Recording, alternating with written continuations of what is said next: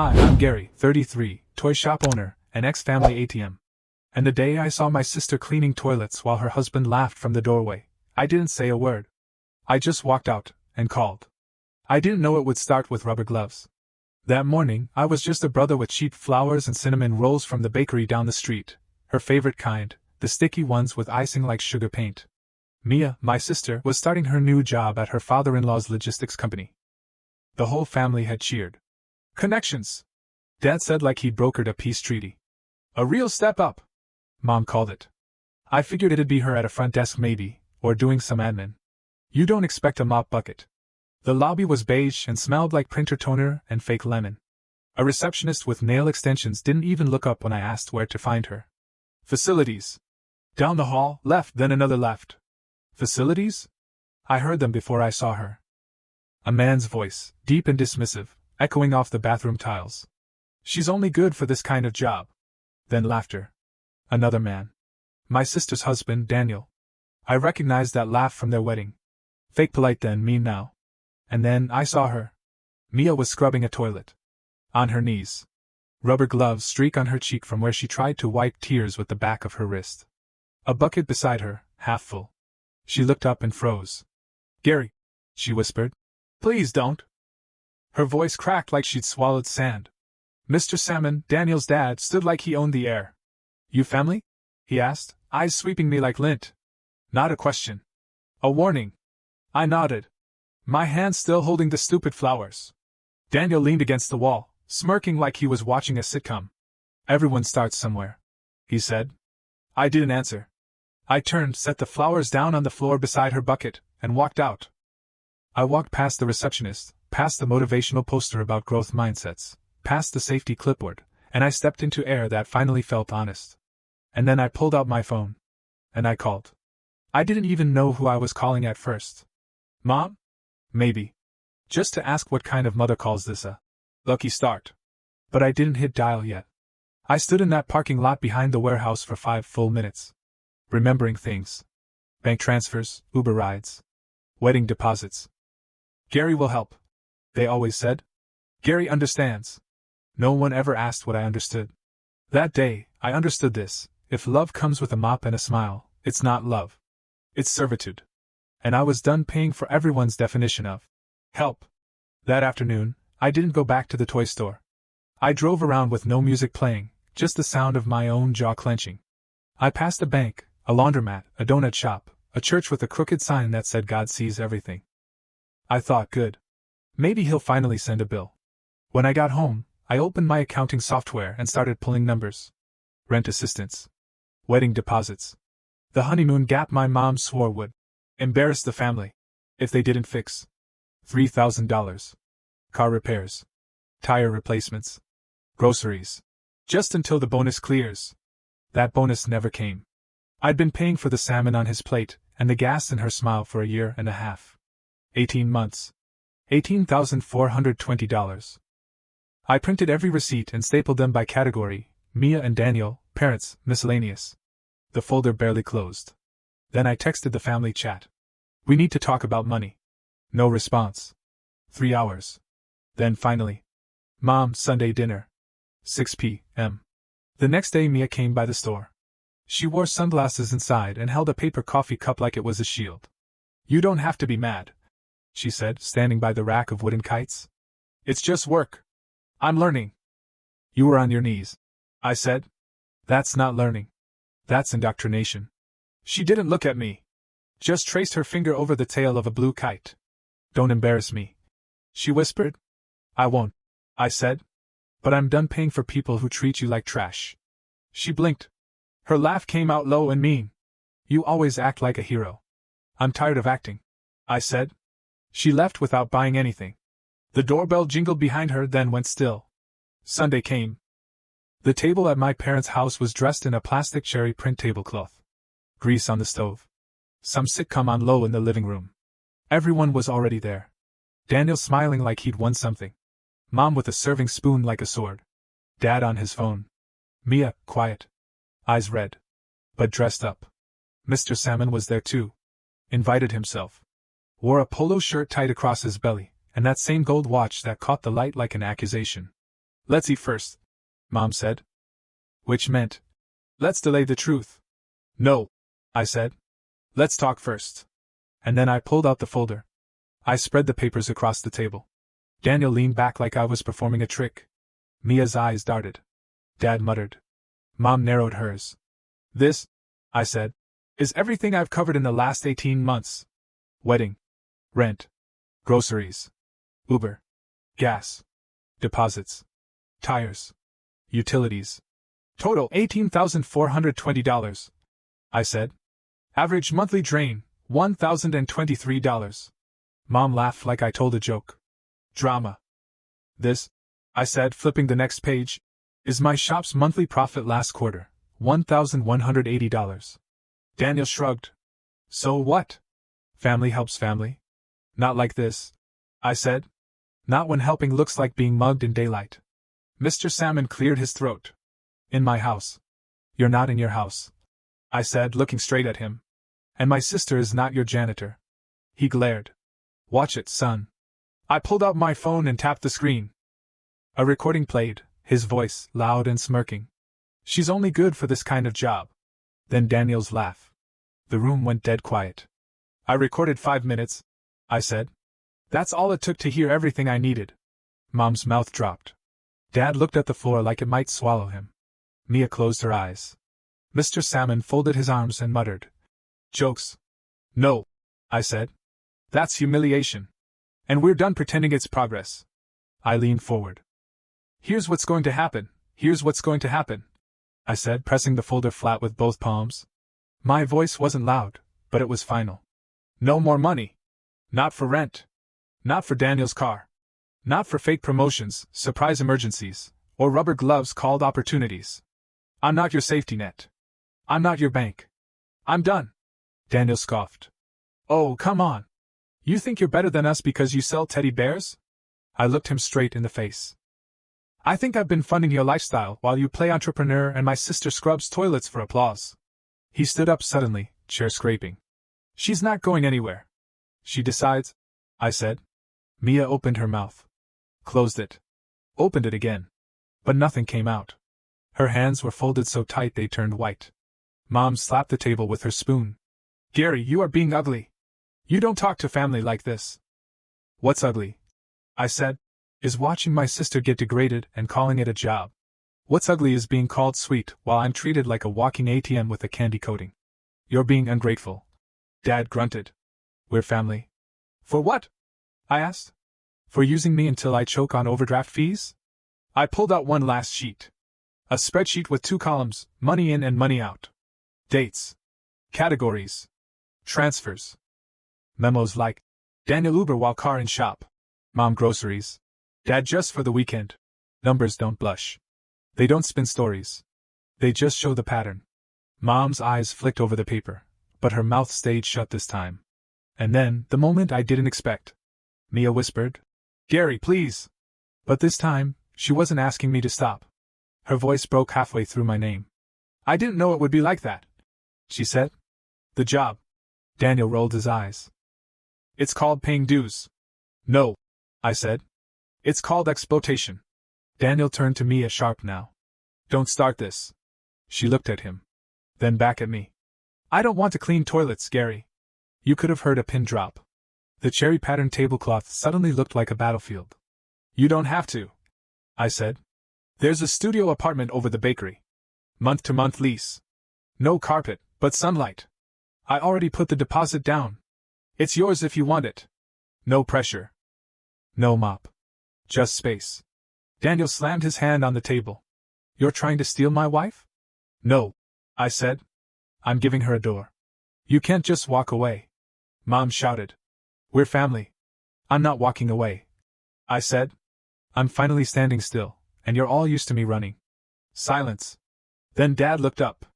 You'll let us starve? No one here is starving, I said. And if you were, you'd sell that gold watch before you text me again. Mia wiped her face. Mr. Salmon muttered something I didn't catch. I didn't care. I stood, gathered the folder, and said the sentence I'd waited years to say. I love you all. But I love myself now, too. Then I left. And that's when the real fallout began. The group chat blew up like a faulty microwave the minute I got home. Mom, you embarrassed us in front of guests. Dad, real men don't keep score. You think you're righteous? You're just dramatic. Daniel, you ruined Sunday dinner. And Mia's confused. She's overwhelmed. Happy now? I didn't answer. The next morning, I opened my shop early. Put out the bin of rubber ducks. Set up the new crayon station. Taped a crooked drawing to the window that said, "Gary is the boss of toys." A kid's handwriting. Possibly my favorite review. Then Mia texted. Just 2 words. Coffee?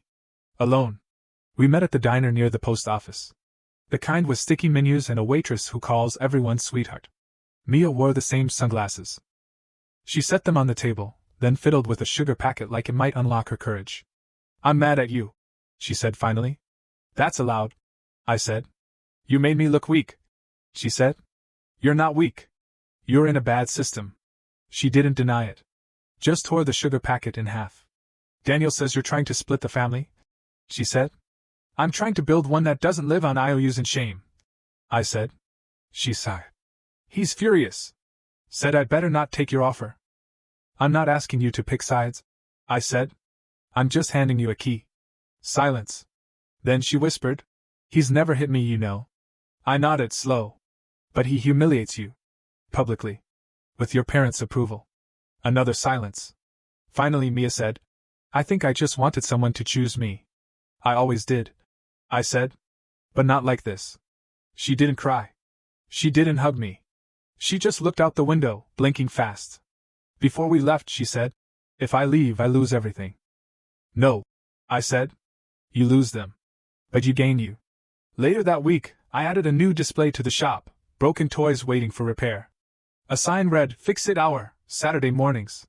Kids welcome. Bring glue and curiosity." 12 kids showed up that first week. While I showed a little girl how to reattach a stuffed giraffe's ear, I felt something shift in me, subtle but real. Like a muscle I'd stopped clenching finally relaxed. Mia didn't text again that week.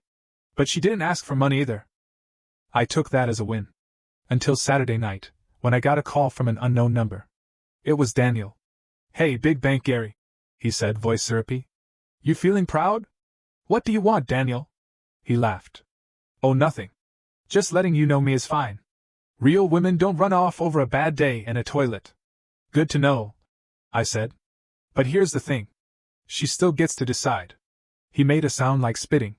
"You're not her savior, you know. I'm her brother," I said. "The kind who doesn't want to see her on a bathroom floor again." He paused.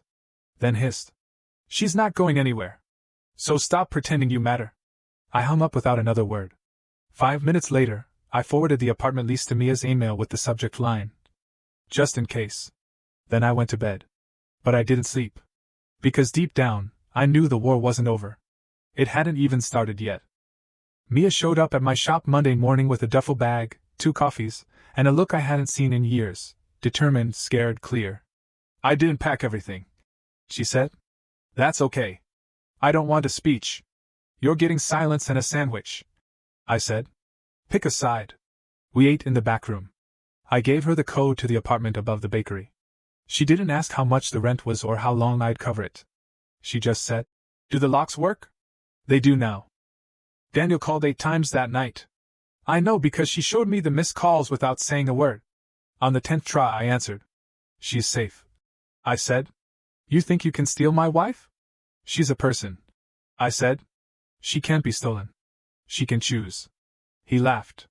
"Ugly sound. You think this ends with you winning?" "I'll talk to your mother. She still listens to me." "Talk to your father," I said and hung up. I expected threats. Drive-bys. Some petty sabotage. But what I got was silence. It wasn't peace. It was just the absence of new fires. Mia found a job at a daycare, small, local, 2 bus stops away. She stopped by my shop most days for lunch. Brought her own sandwich. Refused to take free toys. Started calling the kids by name after the 3rd visit. She laughed like herself again. One day, she brought in a half-broken dinosaur stuffed toy and asked, "Can you teach me to sew?" I said, "You sure? It's surgery." "I've watched you fix my life," she said. "Pretty sure I can handle a dinosaur." News traveled, of course. Always does. Our aunt called and said, "I'm proud of you." Our cousin messaged, "Your mom says you're being dramatic." I say you're being clear. Just thought you should know. Dad went quiet. Mom posted a passive-aggressive Bible verse about forgiveness. Tagged no one. Daniel never showed up. Mr. Salman sent Mia one text. Ungrateful girl. She blocked him and never looked back. The family chat renamed itself. Not Rising Stars anymore. Just family. No emojis. Fewer demands. One Tuesday, Mia walked into the shop with a bright pink folder and a grin that almost made me cry. "What's that?" I asked. "My application," she said. "Early childhood education. Evening classes. You're going to be great," I said. She nodded. Then paused. "You always say that." "I always mean it." The next morning, Mom showed up at the shop. She hovered in the doorway, holding a wooden toy car like it might explode. "You look well," she said. "I am." She set the car down gently. "We didn't do right by you." I didn't rush to fill the silence. She breathed out. "I'm learning something. When I call you only when I need something, you answer less. That's how phones work," I said, softening with a smile. "Coffee?" "No money talk," I warned. "No money talk," she repeated. And just like that, we walked to the bakery. Mia was working the counter. Hair up, sleeves rolled, smile easy. She handed Mom a coffee. "On the house," she said. Mom reached for her purse. "I want to," Mia added. "Let me." It wasn't a ceasefire. But it was a breadcrumb trail. Towards something better. Something that didn't cost anyone their dignity. 2 weeks later, Daniel showed up at the bakery. Mia was working the counter. I was in the back, fixing a squeaky puppet with too many teeth. The kind of toy only a 5-year-old could love. I didn't hear him come in. But I heard Mia's voice, tight, sharp, unlike the soft one she used with regulars. "No, you don't get to just show up." I stood slowly, pushed open the swinging kitchen door. Daniel was leaning on the counter like he still belonged there. He turned to me, all fake smiles and empty bravado. "Big brother," he said. "Here to supervise?" "No," I said. "Here to make sure no one gets cornered." Mia stepped out from behind the counter. "What do you want, Daniel?" He held up an envelope like a magician pulling a rabbit. "Closure," he said, smirking. "Some paperwork. Divorce stuff. Thought we could talk it through. Serve it through a lawyer," she said. "We're done." His smile cracked. "You think you're better now? You and your glue sticks and sandbox kids?" "I think I'm free," she said. "And I think that scares you." He stepped forward, but I moved between them, not with fists, just presence. Calm, unmoving. "Leave," I said. He looked at me like I'd slapped him with my tone alone. "You think this is over?" he hissed. I didn't flinch. "It's been over. You just didn't hear the door slam." He left. Later that night, Mia texted me a photo, the signed papers. No caption. None needed. The next morning, I added a new folder behind the register in the toy shop. A small red one labeled, Mia's Future Fund. I didn't tell her about it. Just dropped a few bills in when I could. One afternoon, she asked if I thought she could work with special needs kids. I said yes. "Of course. Absolutely." She blinked. "You always answer like that. Because you always ask like you don't already know the answer?" She smiled. Weeks passed. The shop thrived. The Saturday fix-it hour had a wait list. The corkboard wall filled with new crayon drawings, trains, hearts, toy rocket ships with names scrawled underneath. Then came the text. From Dad. "Can we talk?" Just us. Not about money. I stared at it for a while. Then I typed back. Coffee shop. Tuesday. 3 p.m. He showed up early. Already seated, hands around a ceramic mug like it anchored him to the table. He looked older. Less defensive.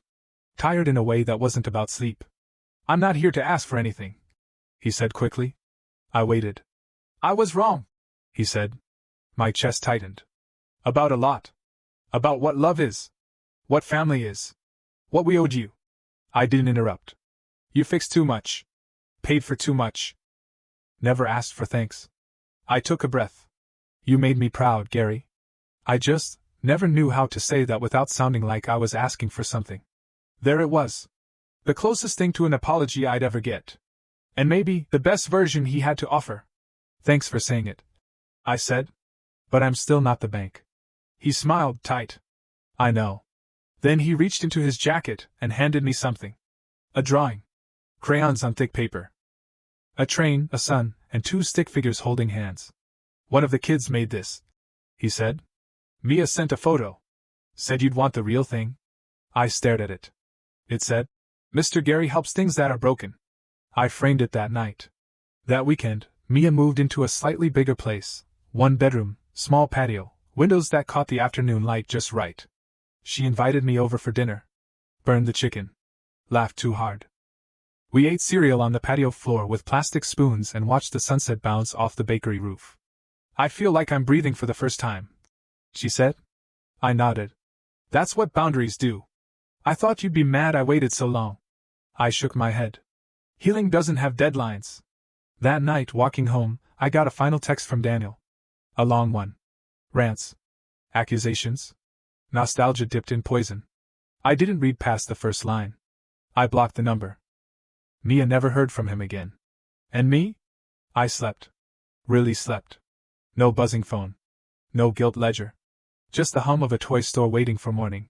On the wall behind the counter, the corkboard is full. We added a new one labeled Proof That People Are Good. Mia pinned something there last week. Her class schedule. And below it? A sticky note that says, Thank you for handing me the key instead of dragging me out the door. Love isn't rescue. It's refusing to fund someone's worst story of themselves. It's handing them a life raft and saying you row now. I believe you can. So if you ask what changed, I'll say this. I stopped paying for everyone's mess, and started investing in the people who wanted to clean it up. I'm Gary. Oldest son. Toy store owner. Brother. Still sweet. Still kind. But no longer for sale.